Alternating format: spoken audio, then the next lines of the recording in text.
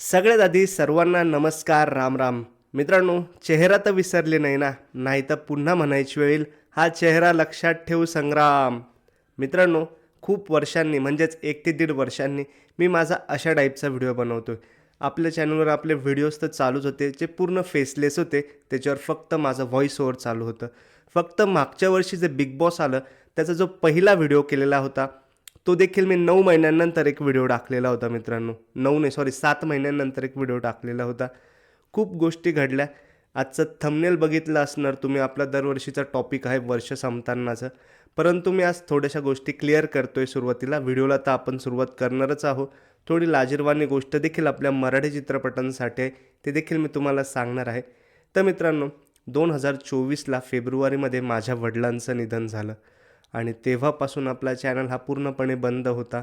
आम्ही सर्व दुःखात बुडालेलो होतो. आम्हाला समजत नव्हतं काय करावं. बिग बॉस ज्यावेळेस चालू झालं मागच्या वर्षीचं, तेव्हा मी ठरवलं की कुठे ना कुठेतरी चॅनल आपला चालू करूया. तर तेवढं बिग बॉसचा सीझन मी चालू केला. पण मी कुठेही चेहरा दाखवत नव्हतो मित्रांनो. माझी हिंमतच होत नव्हती. मी माझे व्हिडिओ फक्त व्हॉईस ओव्हर करत होतो. आणि ते व्हॉईस ओव्हरचे व्हिडिओ बनवण्यासाठी देखील माझा सर्व मित्रपरिवार, आपले सगळे व्ह्यूवर्स, काही जणांच्या कमेंट आल्या.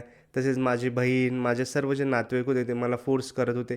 "तू कशाला हे बंद करतोय? तुला आवड आहे, तू चालू ठेव. प्रेक्षक आहे तुझ्याकडं, तू हे सगळं चालू ठेव." त्यामुळे बिग बॉसचा सीझन आला आणि मी हे सगळं चालू केलेलं होतं. परंतु कुठेही मी चेहरा दाखवत नव्हतो.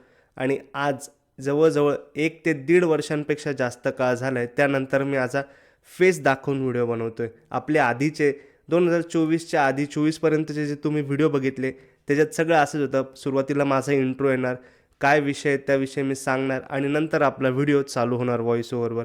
तसाच व्हिडिओ आजचा असणार आहे मित्रांनो. तुम्हाला सगळ्यांना अशा पद्धतीत मी खूप मिस केलं. ह्या कुठल्याच गोष्टी मी 1 ते दीड वर्षात बोललेलो नव्हतो. पण कुठेही माणूस हरला, तर त्याने जिथं हरवलं तिथून पुन्हा एकदा सुरुवात करायची असते. हे मला गेल्या 2 वर्षांमध्ये कळालेलं आहे. आपल्या सर्व सबस्क्रायबर्सनी, आपल्या सगळ्या व्ह्यूवर्सनी, सगळ्या मित्रपरिवाराने, सगळ्यांनी मला भरभरून असं प्रेम दिलं, शुभेच्छा दिल्या.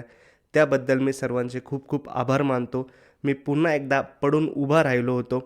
तेव्हा देखील तुम्ही सगळ्यांनी मला खूप खूप सपोर्ट केला आणि मला एक हात दिला.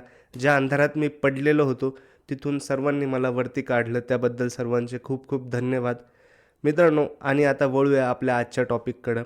मित्रांनो, आज आपण बघणार आहोत 2025मध्ये सर्वाधिक कमाई करणारे 10 असे मराठी चित्रपट. म्हणजे सर्वाधिक म्हणायचा आपला कुणाला काय म्हणावं, त्याला हक्कच नाही आहे किंवा लायकीच नाही असं म्हणावं लागेल.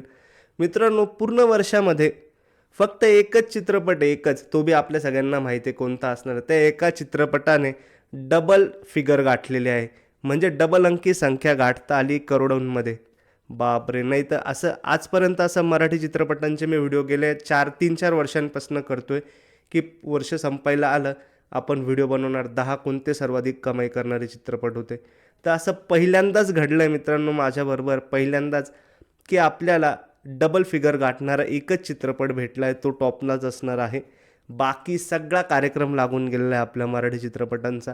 अक्षरशः 1 कोटीपासून सुरुवात झालेली आहे मित्रांनो. 1 कोटीपासून 10 नंबरचा जो चित्रपट आहे ना, 1 कोटी कमाईपासून सुरुवात आहे. म्हणजे आपण परत 1970-80 मध्ये गेलो का काय? चित्रपट नाही घालवलेले, परंतु आपले व्ह्यूवर्सची संख्या खूप कमी झालेली आहे मित्रांनो, भयंकर कमी झाली आहे. त्याआधीचे जे व्हिडिओ होते, त्यामध्ये कमीत कमी 3-4 3च्या वरच जे 5, 6, 7 चित्रपट होते, 7व्या नंबरपासून आपल्याला डबल फिगर 7व्या 6व्या नंबरपासून बघायला भेटायची. 10 कोटी, 11 कोटी जी होती ती. परंतु मित्रांनो, फक्त सिंगल चित्रपटाने ह्यावर्षी डबल फिगर गाठलेली आहे. आणि काय बोलायला काहीच समजत नाही मला. एवढंच म्हणाल की आपल्या प्रेक्षकांनी आपले चित्रपट नक्की थिएटरमध्ये जाऊन पाहिले पाहिजे. मी तर प्रत्येक चित्रपट हा तिकीट काढून आवर्जून थिएटरला जाऊन बघत असतो. याचं अनुकरण आपल्या मराठी प्रेक्षकांनी नक्कीच केलं पाहिजे. चला, आजच्या बोलीवचन लई झाल्या. आज आपल्या टॉपिककडे वळूया. आणि पुन्हा एकदा सगळ्यांचे खूप खूप आभार, खूप धन्यवाद. मला असं थोडंसं भरून आल्यासारखं बी वाटतंय आणि वेगळंच वाटतंय, की मी खूप वर्षांनंतर, खूप म्हणायपेक्षा दीड वर्षांनंतर असा व्हिडिओ बनवतोय आणि माझ्यातला काही ना काही कॉन्फिडन्स आता थोडासा जागा झालेला आहे. त्यामुळे मी अशा प्रकारचा व्हिडिओ बनवायला सुरुवात केली. पुढं बी होप सो असेच व्हिडिओ यायला पाहिजे असं देखील मला वाटतंय. असंच तुमचा सपोर्ट असू द्या. चला तर मग सुरुवात करूया आपल्या व्हिडिओला. आणि आपली पंच लाईन राहिली मित्रांनो, जी गेल्या 3 वर्षांपासून असते. नमस्कार मित्रांनो, माझं नाव आहे गणेश. मी बघता इन्फॉर्मेटिव्ह गणाजी. मराठी भाषेतील वेगवेगळ्या विषयांची माहिती जाणून घेण्यासाठी वरती आय बटनवर मी काय व्हिडिओ दिलेले आहे ते नक्की बघा आणि आपला आजचा व्हिडिओ आवडला असल्यास आपल्या व्हिडिओला लाईक आणि चॅनलला सबस्क्राईब देखील करा. चल तर मित्रांनो, आजच्या खास व्हिडिओला सुरुवात करूया. आता कसं चांगलं वाटलं.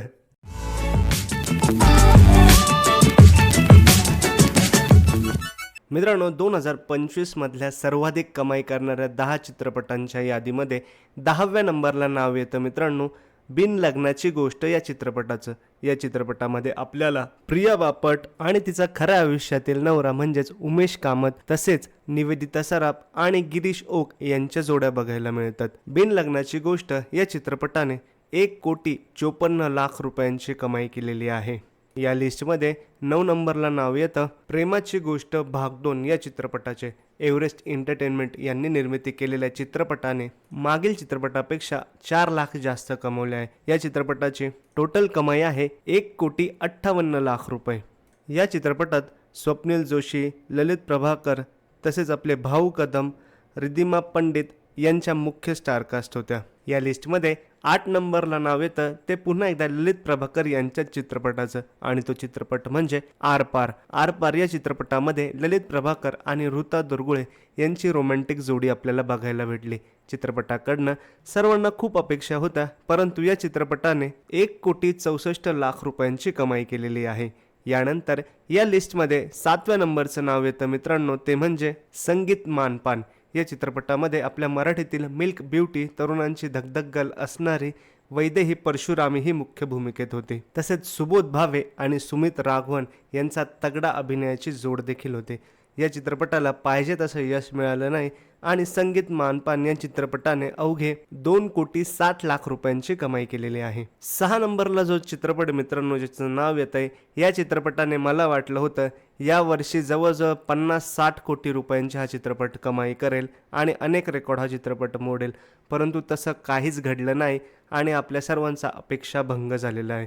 6 नंबरला येतं नाव मित्रांनो पुन्हा शिवाजी राजे भोसले बोलतंय. या चित्रपटाकडून मराठी प्रेक्षकांच्या खूप अपेक्षा होत्या, परंतु हा चित्रपट सपशेल फ्लॉप ठरला. 13 कोटी रुपयांच्या बजेटमध्ये तयार झालेल्या या चित्रपटाने मात्र 2,84,00,000 रुपयांची कमाई केलेली आहे.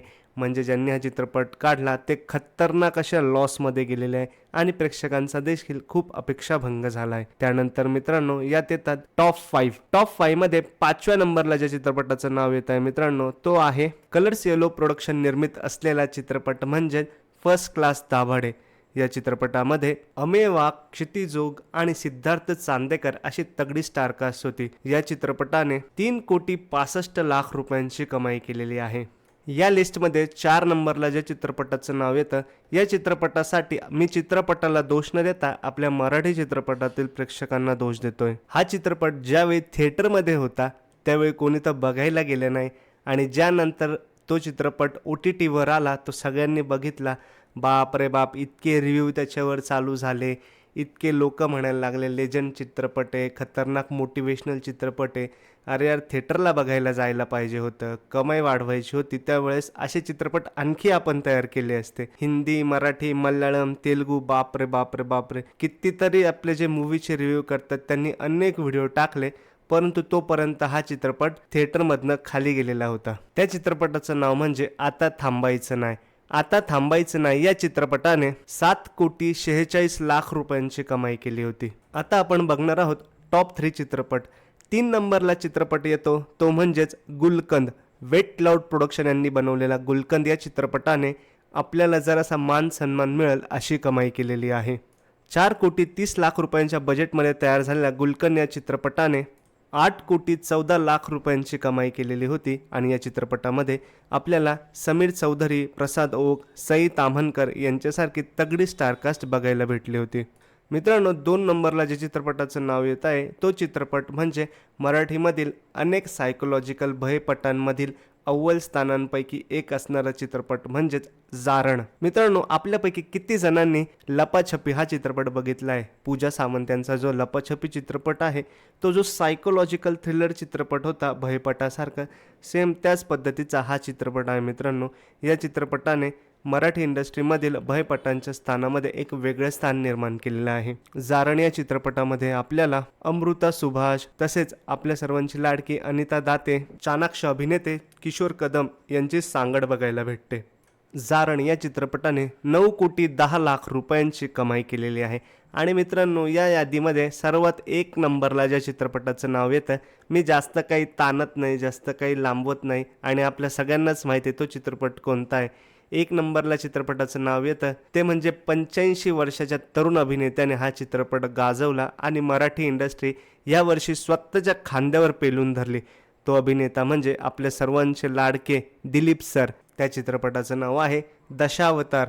दशावतार या चित्रपटाने एक वेगळ्या प्रकारचा सन्मान आपल्या मराठी चित्रपटाला भेटावा अशा प्रकारची घसघशीत कमाई केलेली आहे. मी पहिल्यांदाच या व्हिडिओमध्ये घसघशीत हा शब्द वापरला. इथून मागचे जे माझे टॉप 10 चित्रपटांचे व्हिडिओ होते त्याच्यात घसघशीत हा मी शब्द तर 7व्या 6व्या नंबरपासूनच वापरायला सुरुवात करतो, परंतु याच्यात पहिल्यांदाच वापरला. कारणच तसं मित्रांनो, पहिला डबल फिगर चित्रपट आहे. दशावतार या चित्रपटाने जवळजवळ 28 कोटी एवढी कमाई केलेली आहे. 28,47,00,000 रुपयांची घसघशीत कमाई या चित्रपटाने केलेली आहे आणि मराठी इंडस्ट्रीमधील 2025चा सर्वाधिक कमाई करणारा चित्रपट हा ठरलेला आहे. या व्हिडिओच्या सुरुवातीला मी विनंती केली होती आणि शेवटी देखील करतो की आपले चित्रपट मित्रांनो जर असे थिएटरमध्ये जाऊन बघायला सुरुवात करा. खरंच आपल्या इंडस्ट्रीला आपण सपोर्ट केला, मराठी इंडस्ट्री बळकट होईल, मराठी भाषा बळकट होईल.